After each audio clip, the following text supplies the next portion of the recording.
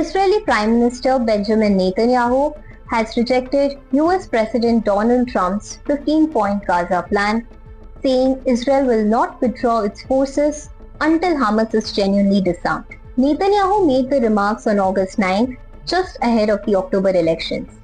He insisted that Israel would accept real disarmament, not fictitious disarmament. His position puts him at odds with members of Trump's Board of Peace, who have said that completely destroying Hamas weapons may not be realistically achievable. Netanyahu also ruled out a two-state solution, saying there would be no Palestinian state as long as he remains Prime Minister. His comments come a week after Trump announced that Phase 2 of his ceasefire plan had begun, calling it a milestone. The issue is also creating pressure within Israel.